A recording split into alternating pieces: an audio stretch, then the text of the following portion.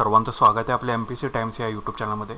तर आपण इयत्ता 10वीच्या भूगोलाचं नवीन स्टेट बोर्डचं जे पुस्तक आहे तर त्याच्या आपण नोट्स जे आहे ते तुमच्याशी शेअर करतोय, जेणेकरून तुमची उजळणी जी आहे ती पटकन व्हावी आणि 2-3 वेळा तुम्ही व्हिडिओ जर ऐकला तर सगळे मुद्दे जे आहेत ते तुम्हाला त्या चॅप्टरमधले समजून जाणार आहेत. ओके, तर हा शेवटचा चॅप्टर आहे पर्यटन, वाहतूक व संदेशवहन इयत्ता 10वीच्या भूगोलामधील नवीन स्टेट बोर्डच्या पुस्तकाचा. तर हे जे पुस्तक आहे ते ब्राझील आणि भारत यांच्याशी कंपॅरिझन करूनच हे पुस्तक जे आहे ते बनवलेलं आहे. तर आता पहिल्यांदा आपल्याला पर्यटन, वाहतूक आणि संदेशवहन हे जे आहेत म्हणजे ब्राझीलमध्ये पर्यटन, वाहतूक, संदेशवहन कसं आहे किंवा भारतामध्ये पर्यटन, वाहतूक आणि संदेशवहन कशा प्रकारचं आहे तर ते या पुस्तकाच्या माध्यमातून जे आहे ते तुमचं क्लिअर करून दिलेलं आहे. तर आपल्याला त्याच्याच नोट्स जे आहेत ते बघायचे आहेत. तर कुठेही व्हिडिओ स्किप करू नका, शेवटपर्यंत व्हिडिओ बघत चला, म्हणजे तुमची डायरेक्टली उजळणी जी असेल ती या चॅप्टरची होऊन जाईल. तर आता सुरुवात करूया.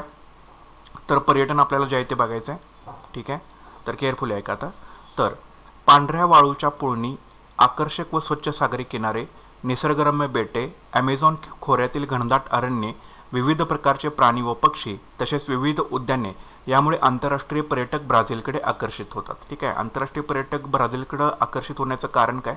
तर पांढऱ्या वाळूच्या पुळणी, आकर्षक आणि स्वच्छ सागरी किनारे, निसर्गरम्य बेटे, ॲमेझॉन खोऱ्यातील घनदाट अरण्ये, विविध प्रकारचे प्राणी व पक्षी तसेच विविध उद्याने त्याच्यामुळे आंतरराष्ट्रीय पर्यटक ब्राझीलकडे आकर्षित होतात. ब्राझिलिया हे राजधानीचे नवीन शहरसुद्धा पर्यटकांचं आकर्षण आहे. तसेच रिओ दे जेनेरियो आणि साओ पावलो यासारखी शहरे मोठ्या संख्येने पर्यटकांना आकर्षित करतात. देशातील अनेक भागात पर्यटन हा एक महत्त्वाचा आर्थिक व्यवसाय आहे आणि ब्राझीलमध्ये पर्यावरण स्नेही पर्यटनाचा विकास जो आहे तो होत आहे. ठीक आहे, तर ब्राझिलिया हे राजधानीचं शहर आहे ब्राझीलचं, हे सुद्धा पर्यटकांचं एक आकर्षण आहे. तसेच रिओ दि जेनेरियो आणि साओ पावलो यासारखी जी मोठी शहरं आहेत ती पर्यटकांना मोठ्या संख्येने आकर्षित करतात आणि देशातील अनेक भागामध्ये पर्यटन हा एक महत्त्वाचा आर्थिक व्यवसाय आहे आणि ब्राझीलमध्ये पर्यावरण स्नेही पर्यटनाचा विकास होत आहे. पर्यटनाचा विचार करता 2015 साली भारतामध्ये भेट देणाऱ्या आंतरराष्ट्रीय पर्यटकांची संख्या ब्राझीलच्या तुलनेमध्ये जास्त आहे. पर्यटनाचा विचार करता 2015 साली भारतामध्ये भेट देणाऱ्या आंतरराष्ट्रीय पर्यटकांची संख्या ब्राझीलच्या तुलनेमध्ये जास्त आहे. तसं असलं तरीही पर्यटन क्षेत्राचा एकूण राष्ट्रीय उत्पन्नातील वाटा जो आहे हा ब्राझीलपेक्षा कमी आहे. जरी भारताला भेट देणाऱ्या आंतरराष्ट्रीय पर्यटकांची संख्या ही ब्राझीलच्या तुलनेमध्ये जरी जास्त असली तरीसुद्धा पर्यटन क्षेत्राचा एकूण राष्ट्रीय उत्पन्नातील वाटा भारताचा जो आहे हा ब्राझीलपेक्षा कमी आहे. हे प्रामुख्याने त्या देशाची लोकसंख्या व एकूण राष्ट्रीय उत्पन्न यांच्या मूल्यावरती अवलंबून आहे. त्यानुसार भारताचं राष्ट्रीय उत्पन्न व लोकसंख्या ब्राझीलच्या तुलनेमध्ये खूपच जास्त आहे. ठीक आहे, तर हे त्या देशाची लोकसंख्या असेल किंवा एकूण राष्ट्रीय उत्पन्न आहे यांच्या मूल्यावरती पर्यटन क्षेत्राचा एकूण राष्ट्रीय उत्पन्नातील वाटा जो आहे हा अवलंबून आहे. त्यानुसार भारताचं राष्ट्रीय उत्पन्न आणि लोकसंख्या हे ब्राझीलच्या तुलनेमध्ये खूप जास्त आहे. तर असं असलं तरी सुद्धा पर्यटन क्षेत्राचा एकूण राष्ट्रीय उत्पन्नातील वाटा भारताचा जो आहे हा ब्राझीलपेक्षा कमी आहे. तर हा पॉईंट इथं तुम्हाला लक्षात ठेवणं गरजेचं आहे. त्याच्यानंतर पुढे बघा, भारताचा एकूण राष्ट्रीय उत्पन्नातील पर्यटन क्षेत्राचा वाटा ब्राझीलपेक्षा कमी दिसतो व त्या क्षेत्रातील लोकसंख्येचं प्रमाण मात्र जास्त दिसतं. भारतातील आंतरराष्ट्रीय पर्यटकांची संख्या ही सतत वाढत आहे, परंतु ही वाढ 2010 पासून अधिक झालेली आढळते. आंतरराष्ट्रीय पर्यटकांच्या संख्येतील वाढ जी आहे ती सातत्यपूर्ण आहे. कशा आहे? सातत्यपूर्ण आहे. परदेशी पर्यटक भारतात ऐतिहासिक, सांस्कृतिक, वैद्यकीय व्यवसाय इत्यादीसाठी येत असतात. पर्यावरणपूरक पर्यटनाला भारतातील चालना दिली जात आहे. भारताचा ऐतिहासिक वारसा लक्षात घेता देशातील अनेक भागात पर्यटनाच्या भरपूर संधी उपलब्ध आहेत. यासाठी अनेक पर्यटन स्थळे जी आहेत ती निर्माण केलेली जात आहेत. ठीक आहे, तर भारताचा एकूण राष्ट्रीय उत्पन्नातील पर्यटन क्षेत्राचा वाटा जो आहे तो ब्राझीलपेक्षा कसा दिसतोय? कमी दिसतो व या क्षेत्रातील लोकसंख्येचं प्रमाण जे आहे ते जास्त दिसतं. भारतातील आंतरराष्ट्रीय पर्यटकांची संख्या जी आहे ती सतत वाढत आहे, परंतु ही वाढ 2010 पासून अधिक झालेली आढळते. आंतरराष्ट्रीय पर्यटकांच्या संख्येतील वाढ जी आहे ती सातत्यपूर्ण आहे आणि परदेशी पर्यटक भारतात ऐतिहासिक, सांस्कृतिक, वैद्यकीय व्यवसाय इत्यादीसाठी येत असतात आणि पर्यावरणपूरक पर्यटनाला भारतातील चालना दिली जाते. भारताचा ऐतिहासिक वारसा लक्षात घेता देशातील अनेक भागात पर्यटनाच्या भरपूर संधी जे आहेत ते उपलब्ध आहेत आणि यासाठी अनेक पर्यटन स्थळे जी आहेत ती निर्माण केली जात आहेत. ओके, तर हे झाले ह्या पर्यटनाच्या बाबतीतले मुद्दे भारत आणि ब्राझीलमधल्या. ओके, तर ह्याच्यामध्ये लक्षात ठेवण्यासारख्या गोष्टी कुठल्या आहेत की पर्यटन क्षेत्राचा एकूण राष्ट्रीय उत्पन्नातील वाटा भारताचा जो आहे हा ब्राझीलपेक्षा कमी आहे. ठीक आहे, तर या गोष्टी तुम्हाला याच्यामध्ये लक्षात ठेवायचं आहे. नंतर लोकसंख्येचं जे प्रमाण आहे पर्यटनामध्ये हे जास्त आहे भारतामध्ये. ठीक आहे, तर हा एक पॉईंट याच्यामध्ये लक्षात ठेवायचा आहे. नंतर आंतरराष्ट्रीय पर्यटकांची संख्या जी आहे ती 2010 पासून भारतामध्ये वाढत आहे आणि ती सातत्यपूर्ण पद्धतीनं वाढत आहे. तर असे 2-3 महत्त्वाचे मुद्दे ह्या पर्यटनाच्या बाबतीमध्ये भारत आणि ब्राझीलच्या संदर्भामध्ये तुम्हाला लक्षात ठेवणं गरजेचं आहे. त्याच्यानंतर तर वाहतुकीच्या संदर्भातले मुद्दे बघा, भारत आणि ब्राझीलच्या संबंधातले वाहतुकीचे मुद्दे. तर ब्राझीलमध्ये सर्वत्र सामान्यपणे जे आहे ते रस्ते वाहतूक आढळते. कुठली वाहतूक आढळते? तर रस्ते वाहतूक आढळते. देशातील वाहतूक मार्गामध्ये निम्म्यापेक्षा जास्त वाटा जो आहे तो रस्ते मार्गाचा आहे. या ब्राझीलमध्ये वाहतूक मार्गामध्ये निम्म्यापेक्षा जास्त वाटा कोणाचा आहे? तर या रस्ते वाहतुकीचा आहे, लक्षात ठेवायचं. रस्त्याची घनता जी आहे ती ब्राझीलच्या पूर्व भागामध्ये केंद्रित झालेली आहे. कुठं केंद्रित झालेलं आहे? तर पूर्व भागामध्ये केंद्रित झालेलं आहे. पश्चिमेकडील अमेझॉन नदी खोऱ्यातील वनाच्छादित प्रदेश व दलदलयुक्त जमीन यामुळे रस्ते मार्गाचा विकास जो आहे तो मर्यादित झालेला आहे. पश्चिमेकडील अमेझॉन नदी खोऱ्यातील वनाच्छादित प्रदेश व दलदलयुक्त जमीन याच्यामुळे काय झालेलं आहे? रस्ते मार्गाचा विकास जो झालेला आहे तो मर्यादित झालेला आहे. ओके, तर ब्राझीलमध्ये सर्वत्र सामान्यपणे रस्ते वाहतूक आढळते. देशातील वाहतूक मार्गामध्ये निम्म्यापेक्षा जास्त वाटा जो आहे तो रस्ते मार्गाचा आहे. रस्त्यांची घनता जी आहे ती पूर्व भागामध्ये केंद्रित झाली आहे ब्राझीलच्या. पश्चिमेकडील अमेझॉन नदी खोऱ्यातील वनाच्छादित प्रदेश व दलदलयुक्त जमीन यामुळे रस्ते मार्गाचा विकास जो आहे तो मर्यादित झालेला आहे. अमेझॉन नदीतून व्यापारी तत्वावरती जलवाहतूक केली जाते. अमेझॉन नदीतून व्यापारी तत्वावरती जलवाहतूक केली जाते. या नदीच्या मुखापासून ते पेरू देशातील इक्विटॉस या ठिकाणापर्यंत ही वाहतूक होते. ठीक आहे, अमेझॉन नदीतून व्यापारी तत्वावरती ब्राझीलमध्ये जी आहे ती जलवाहतूक केली जाते आणि या अमेझॉन नदीच्या मुखापासून ते पेरू देशातील इक्विटॉस या ठिकाणापर्यंत ही वाहतूक होते. जगातील अंतर्गत जलवाहतुकीचा सर्वात लांब पल्ला सुमारे 3700 किलोमीटर या मार्गाने गाठता येतो. प्याराना ही जी दक्षिण वाहिनी नदी आहे ही ब्राझीलमध्ये जलवाहतुकीसाठी उपयुक्त आहे आणि ब्राझीलच्या किनारी भागात सुद्धा जलवाहतूक होते. सो लक्षात ठेवा, प्याराना ही काय दक्षिण वाहिनी नदी आहे, तर ही हे कशासाठी उपयुक्त आहे? तर जल वाहतुकीसाठी जी आहे ती ब्राझीलमध्ये उपयुक्त आहे. ओके, तर अमेझॉन नदीतून व्यापारी तत्वावरती जलवाहतूक जी आहे ती केली जाते आणि या अमेझॉन नदीच्या मुखापासून ते पेरू देशातील इक्विटॉस या ठिकाणापर्यंत वाहतूक होते. जगातील अंतर्गत जलवाहतुकीचा सर्वात लांब पल्ला सुमारे 3700 किलोमीटर या मार्गाने गाठता येतो आणि प्याराना ही दक्षिण वाहिनी नदी जलवाहतुकीसाठी उपयुक्त आहे आणि ब्राझीलच्या किनारी भागात सुद्धा जलवाहतूक होते. ब्राझीलमध्ये लोहमार्गाचा जास्त विकास झालेला नाही. रेल्वे वाहतूक स्वस्त असली तरी तिचा उपयोग मोजक्याच शहरापुरता मर्यादित आहे आणि हवाई वाहतुकीचं योगदान सुद्धा मर्यादित आहे. तर लोहमार्गाचा ब्राझीलमध्ये जास्त काही विकास झालेला नाही. रेल्वे वाहतूक स्वस्त असली तरी उपयोग तिचा मोजक्याच शहरापुरता मर्यादित आहे आणि हवाई वाहतुकीचं योगदान सुद्धा मर्यादित आहे. आता भारतात ब्राझीलच्या तुलनेत लोहमार्ग आणि रस्ते वाहतुकीचं जाळं जे आहे ते दाट आहे. रस्ते मार्गाने दरवर्षी सुमारे 85% प्रवासी वाहतूक आणि 70% माल वाहतूक होत असते. ठीक आहे, भारतात ब्राझीलच्या तुलनेत लोहमार्ग व रस्ते वाहतुकीचे जाळं दाट आहे. रस्ते मार्गाने दरवर्षी सुमारे 85% प्रवासी वाहतूक आणि 70% माल वाहतूक होत असते. लोहमार्गाच्या विकासामुळे प्रवासी आणि माल वाहतूक सुलभ झालेली आहे. भारतीय अर्थव्यवस्थेच्या वाढीसाठी लोहमार्गाचे योगदान महत्त्वाचं आहे.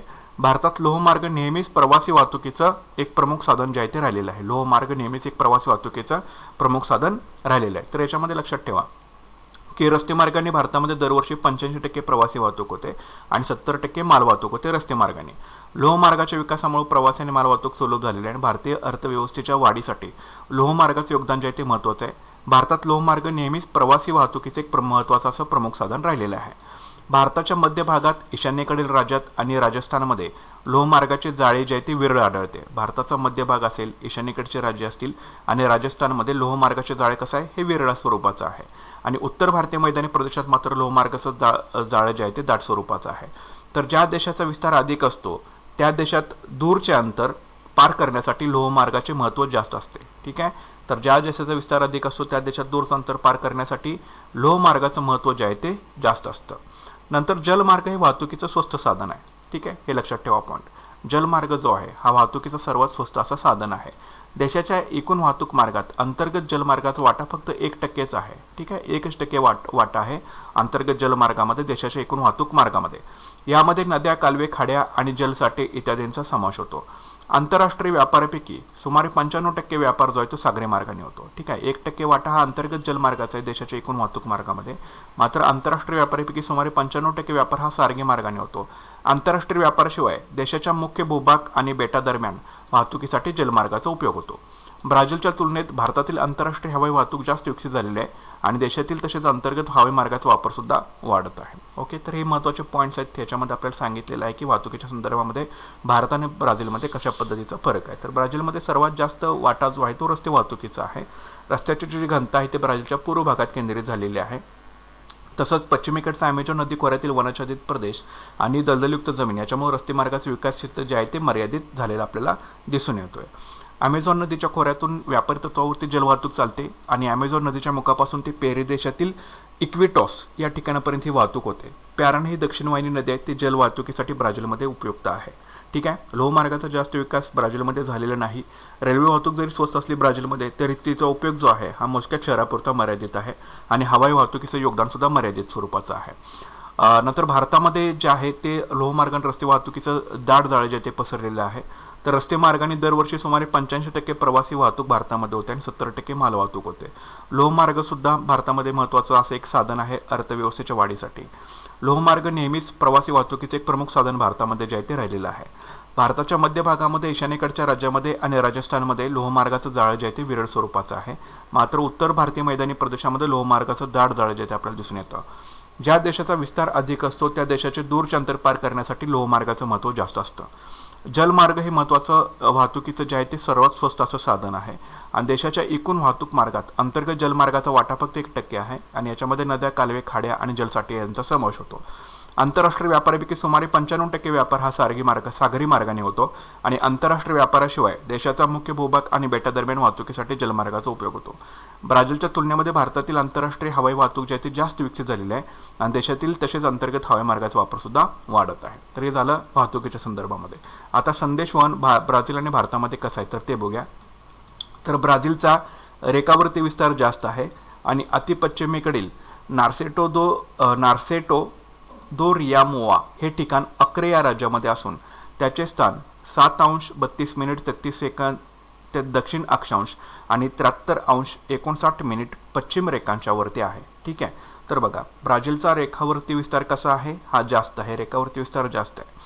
ब्राझीलच्या अतिपश्चिमेकडील नार्सेटो दो रियामोआ हे जे ठिकाण आहे हे ब्राझीलच्या अक्रे या राज्यामध्ये असून त्याचं स्थान जे आहे 7°32'33" दक्षिण अक्षांश आणि 73°59' पश्चिम रेखांशावरती आहे.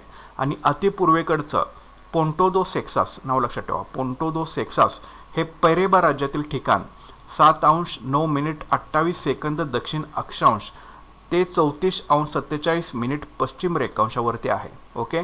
तर नार्सेटो दो रियामो हे ठिकाण अक्रे राज्यामध्ये आहे. त्याचं स्थान कसं आहे 7°32'33" दक्षिण अक्षांश व 73°59' पश्चिम रेखांशावरती आहे.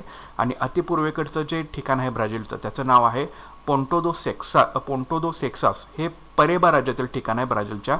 त्याचं स्थान आहे 7°9'28" दक्षिण अक्षांश आणि 34°47' पश्चिम रेखांशावरती आहे. ब्राझील देशाच्या रेखावरती विस्तारामुळे असं लक्षात येतं की अतिपूर्व आणि अतिपश्चिम बिंदूच्या वेळेतील फरक हा 168 मिनिटे म्हणजे 2 तास 48 मिनिटे आहे. बघा ब्राझील देशाच्या रेखावरती विस्तारामुळे आपल्याला काय लक्षात येतं की अतिपूर्व आणि अतिपश्चिम बिंदूच्या वेळेतील फरक हा 168 मिनिटे म्हणजे 2 तास 48 मिनिटे आहे. त्यामुळे ब्राझीलमध्ये एकूण 4 प्रमाणवेळा ज्या आहेत त्या मानल्या जातात. देशात वेगवेगळे काल विभाग आहेत आणि या प्रमाणवेळा ग्रीनिच वेळेच्या अनुक्रमे 2, 3, 4 आणि 5 तासांनी मागे आहेत. तर हा महत्त्वाचा मुद्दा लक्षात ठेवा. तर ब्राझील देशांच्या रेखावरती विस्तारामुळे असं लक्षात येतं की अतिपूर्व आणि अतिपश्चिम बिंदूच्या वेळेतील फरक 168 मिनिटे आहे. त्यामुळे ब्राझीलमध्ये एकूण 4 प्रमाणवेळा मानल्या जातात. देशात वेगवेगळे काल विभाग आहेत आणि या प्रमाणवेळा ग्रीनिच वेळेच्या अनुक्रमे 2, 3, 4 आणि 5 तासांनी मागे आहेत. ब्राझीलमधील दूरसंचार सेवा अतिशय विकसित आणि कार्यक्षम आहेत. यामध्ये दूरध्वनी, भ्रमणध्वनी, दूरदर्शन प्रसारण, आकाशवाणी प्रसारण, संगणक आणि इंटरनेट इत्यादींचा समावेश होतो. म्हणजे दूरसंचार सेवा अतिशय विकसित आणि कार्यक्षम आहेत ब्राझीलमधील 45% पेक्षा अधिक लोकसंख्या जी आहे ती इंटरनेटचा वापर करत आहे. ओके. ब्राझीलमधील 45% पेक्षा अधिक लोकसंख्या इंटरनेटचा वापर करत आहे. ब्राझीलमधील दक्षिण मध्य भागात दूरसंचार सेवेच्या पायाभूत सुविधा अतिशय आधुनिक आहेत. उत्तर आणि वायव्य भागात मात्र या सेवांचा विकास लोकसंख्येच्या अभावी मर्यादित स्वरूपात झालेला आपल्याला दिसून येतो. तर ब्राझीलमधील दूरसंचार सेवा जी आहे ती अतिशय विकसित आणि कार्यक्षम स्वरूपाची आहे. याच्यामध्ये दूरध्वनी, भ्रमणध्वनी, दूरदर्शन प्रसारण, आकाशवाणी प्रसारण, संगणक आणि इंटरनेट इत्यादींचा याच्यामध्ये समावेश होतो. ब्राझीलमधील 45% पेक्षा अधिक लोकसंख्या इंटरनेटचा वापर करत आहे. ब्राझीलमधील दक्षिण मध्य भागात दूरसंचार सेवेच्या पायाभूत सुविधा अतिशय आधुनिक आहेत. उत्तर आणि वायव्य भागात मात्र या सेवांचा विकास लोकसंख्येच्या अभावी मर्यादित स्वरूपामध्ये झालेला आपल्याला दिसून येतो. प्रदेश रचना, विस्तीर्णाकार, लोकवस्ती, विरहित प्रदेश, घनदाट वने इत्यादी अडथळ्यावर मात करून दूरसंचार सेवेचा विस्तार करणे हे ब्राझीलच्या अर्थव्यवस्थेला एक आव्हान होतं.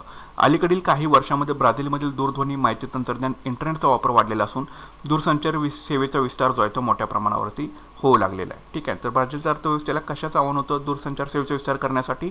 तर प्रदेश रचना, विस्तीर्णीकरण, लोकवस्ती, विरहित प्रदेश आणि घनदाटवणे. तर या अडथळ्यावरती मात करून आता ब्राझीलनं जे आहे ते दूरध्वनी, माहिती तंत्रज्ञान आणि इंटरनेटचा वापर जो आहे तो वाढवलेला आहे. त्याच्यामुळं दूरसंचार सेवेचा विस्तार जो आहे ब्राझीलमध्ये मोठ्या प्रमाणावरती होऊ लागलेला आहे. तर हे पॉईंट तुम्हाला याच्यामध्ये लक्षात ठेवायचे आहेत. नंतर भारताचा रेखावरती विस्तार जास्त आहे.